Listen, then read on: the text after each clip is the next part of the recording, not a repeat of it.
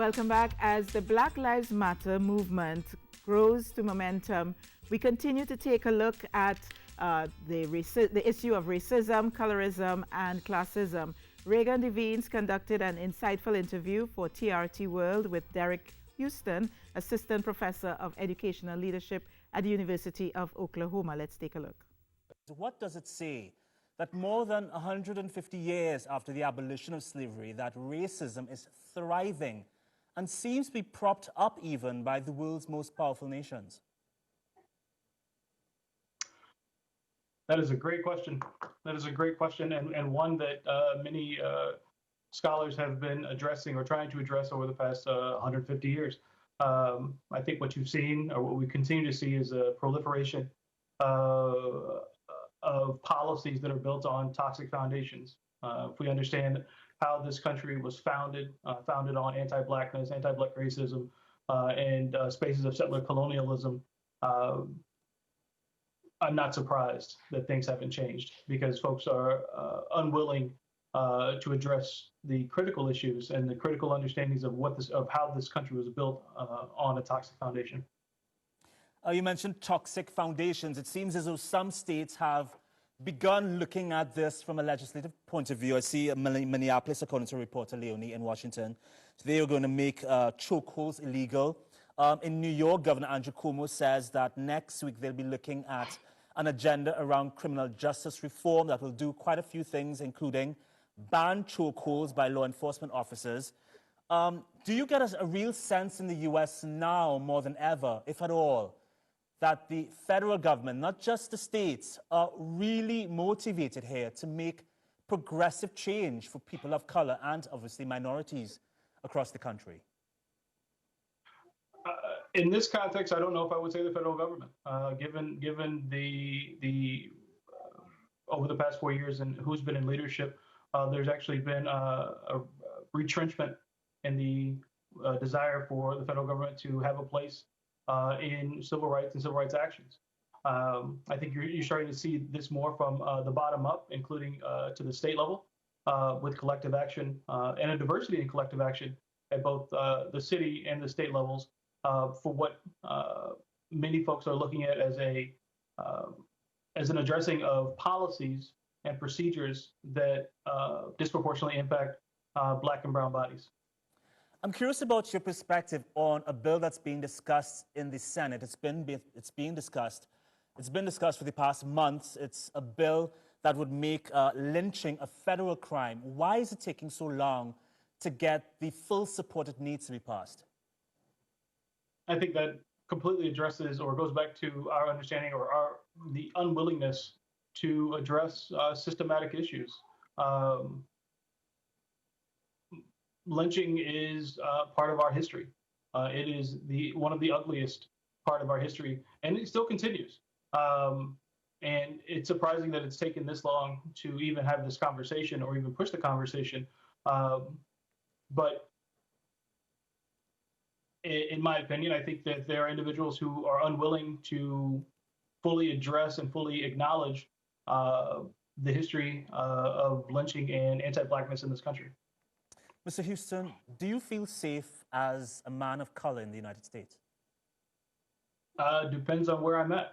I think that there are spaces and times in which I have to be constantly aware. And this hasn't changed. The incidents of the past week have only heightened our understandings of what's going on. But being a Black man in this country, you're highly aware and highly conscious of your actions, regardless of where you live, regardless of where you walk, regardless of where you work. There has to be an understanding of what is possible. All right, Derek Houston, we appreciate you sharing your thoughts with us. Good speaking to you. Thanks again. Regardless of. And thank you very much, Reagan Devines and TRT World. And we welcome on the line now Rubadiri Victor, founder and artistic director of Wire Bend Folklore Theatre and well-known cultural activist. Rubadiri, good morning. Morning, everyone. Morning, Trinidad and Tobago. Thanks for having me. And Rubadiri, this is an important time in our evolution as a country as we come face to face with the issues of racism, colorism, and classism, albeit prompted by what's happening in the U.S., as we just saw. but still very relevant to Trinidad and Tobago nonetheless. For example, just yesterday we had demonstrations in the Queen's Park Savannah with regard to what's happening in the U.S., but as it relates to Trinidad and Tobago. Weigh in on this for me. Well, first of all, let's give everything a context, right? So the thing is that what we're dealing with is 500 years ago, Western Europe left where they were and started to go across the planet, colonizing. They would, at the end of that, well, during that period, they would slaughter over 1 billion people. Asia, Africa, the New World, all over. And they would set up systems of white supremacy, of white over brown over black. And these systems would be systems that are social, religious, educational, financial. Every single system was colored by these codes of white over brown over black. And that's the system that we all operated in. And inside that, of course, there was Native genocide, the theft of this entire hemisphere from Native American people, 300 million plus slaughtered, African slavery, the transatlantic slave trade, East Indian indentureship, and all kinds of other things, all kinds of cruelties visited upon that. That was done not just for kicks, but that was done to set up systems of power, right? Systems of power of white over brown over black, which was supposed to last in perpetuity. But what has happened is that all those people have resisted, especially African people from inside and outside have resisted white supremacy. Yes. And what we're witnessing right now with the Black Lives Matter movement is another cycle of that resistance to try and humanize white supremacist systems. So of course, we've had everything from Toussaint Louverture and Menelik II to Harriet Tubman to Buzz Butler and Martin Luther and Malcolm X and all the other various waves of resistance, the independence movement, etc. And this movement is yet another one. And this one I think is important because what this one is getting to is the first time that white supremacy is being called out as the enemy. Yes. In all the other battles, we kind of got it tangentially. It was a battle on feminist rights, is a battle on environmental rights, is a battle for, and all those other kinds of things. And we would call whatever chamber of the battle, But this time, the clarity is that what we are battling is white supremacy. And what we have to have clarity about is that this is a 500-year-old system that has been renovated a couple of times and has been humanized a couple of times, but it's a continuous exercise. Yeah. And that's where we are right now. So we, and the way that this system has operated and how the glue that has held it together for large matters is to pretend that it doesn't exist, that everything is equal and is a meritocracy and people can advance according to merit when the entire thing is rigged, as I said. And also the institutionalization, and Rubadiri, and also the institutionalization of it all. It's embedded in the laws, in the systems, and so on. Yeah, as I said, so it every makes it single very system difficult to break it has down. those codes. Yeah. And every wave of rebellion has been to free us from another set of those codes. Yeah.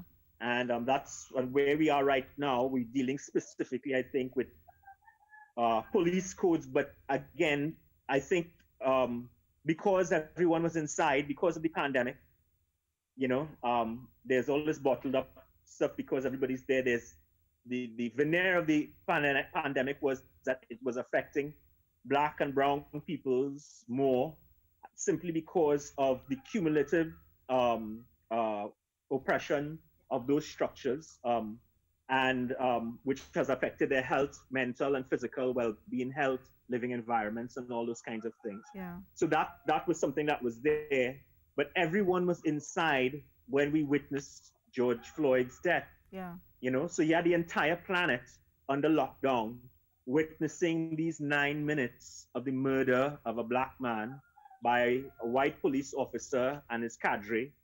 Um, and that sparked something because, of course, this is just culminating a wave of such visible deaths that we've been seeing now for over the last decade because of camera phone technology, Yeah. But And this it's is something, drawing of course, which attention. Black people have been I going think, through and for it's the last also, 150 I years. think the conversation has been happening in separate corridors, but what it has done, it has drawn attention to the inadequacies in systems around the world. So, you have people in the United Kingdom coming out and seeing what's been happening there. For the most part, Trinidad and Tobago is a stable country. We do not have the level of interracial or interreligious violence that you would see in other countries. But, structural racism is more subtle. Yeah? How damaging is it to a society, Rubadiri, the more subtle it is? Yeah, well, so again, everywhere on planet Earth exists under this hierarchy of white over brown over black, white supremacy, and it's in there in every single system. The thing is, because Trinidad has labored under this multicultural dream of all of we is one and every creed and race find an equal place and all those kinds of things, which are worthy aspirations, but we have not had leaders who have actually spoken to the fact that this is an aspiration and that what we're dealing with are these white supremacist systems. So that's the thing. What has happened is that what we've had is the kind of illusion of equality without people actually rhetorically knowing that we are battling a global system of which we are just one part of. And so whenever it rears its head, and of course inside of that, we have had racialized parties who've only been able to hold on to power by exacerbating divisions that the colonial authorities put there of African versus East Indian, which was placed there specifically by the English colonial authorities to ensure that we're so busy fighting one another that we don't see the real enemy, which was the white colonial authority. And this has worked excellently, right? It hasn't gotten as bad as Guyana, where it has gone as bad as violence and assassination of leaders by the colonial authorities and those kinds of things. But what it has done, it has distracted Trinidad and Tobago from dealing with the pressing problems of how do we exorcise all our systems from the corruption of white supremacy of those things. And so it comes up in spits and starts. African hair in schools. Different kinds of things like that. You see that kinds of stuff. Policing in lower income Black areas, those kinds of things. You would, those kinds of things would come up, and the talks will, treatment of African immigrants, those kinds of things, and even East Indians' feelings of marginalization in the country. All of these are symptoms of a larger cause.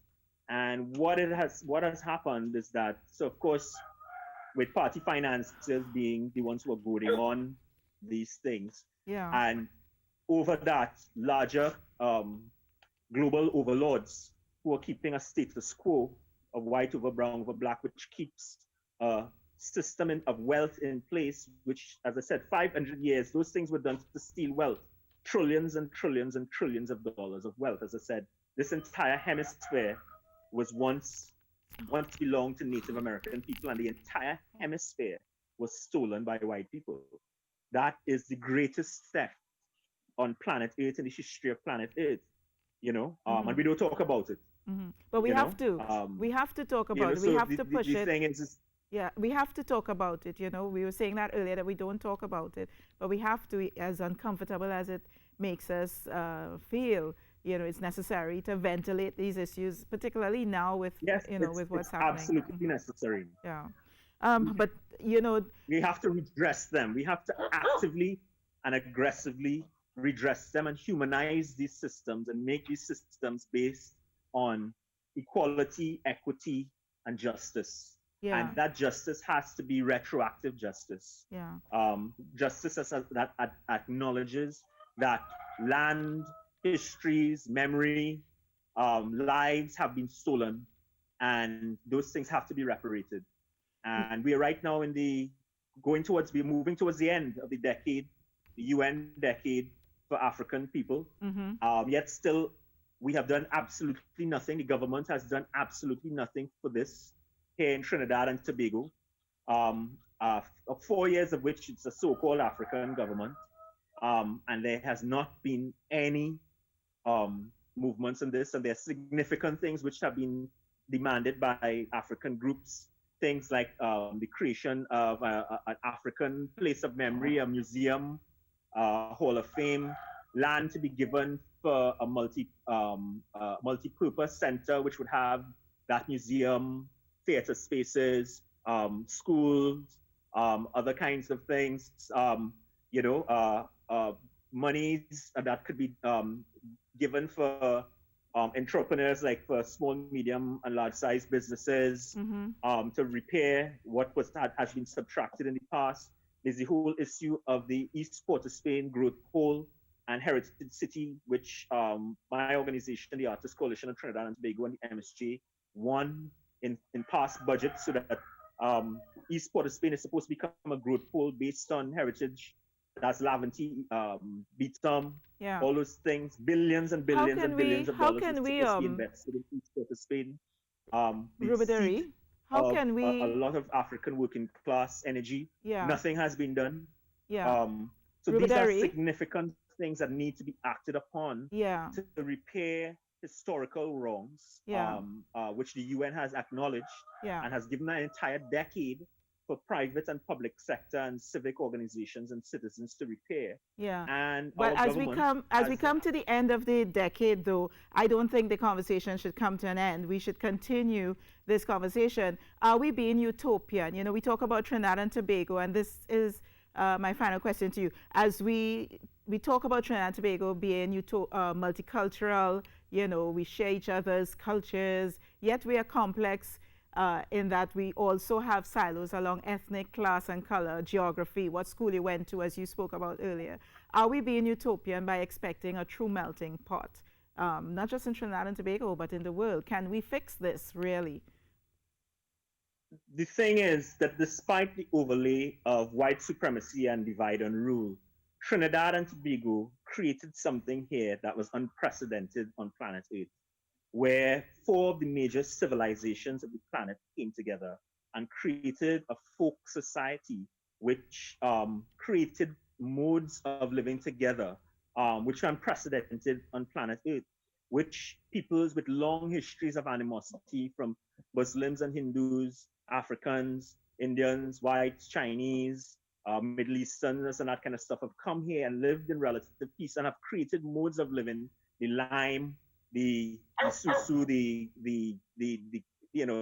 all the different ways, the carnivals and all the festivals. We've created a festival society where we all go through one another's cycles of festivals and stuff every single year, and go through the sensibility and sensitivity of everyone else's tribe. Learning from one another, eating from one another, sharing from one another, despite the energies that continually every day try to goad us into violence and into division. And that's unprecedented. The thing is that we have not locked into those magics, and we have not mapped that magic to replicate it. So what is happening is that working class people and normal Trinidadians are doing it on the ground. They are the ones who continually are the antidote to global white supremacy and global white supremacy's methods of divide and rule. But on the ground, the culture on the ground, where, you know, it's like you go on the beach and somebody will call you, well, come and eat something now, you go panorama or something, or that kind of thing, where you go by a neighbor house for Eid or the Wali, or they bring over something for you. So we have to find a way, and that kind of stuff. We have to find a way, Rubadiri. I'm gonna have to leave it there. This conversation is not gonna end today, but we have to find a way to tap into that, is what you're saying, bottle it, and really find a way to, you know, to extend it to the wider society and perhaps the rest of the world. But I have to stick a pin in it there, Rubadiri. We've been chatting and some really insightful information there. Anytime you speak with Rubadiri Victor, founder and artistic director of YBN Folklore Theatre and cultural activist, artist, and so many other things as well. He wears so many hats. Thank you, Rubadiri, for joining us this morning. We do have to take in some messages and come right back after this.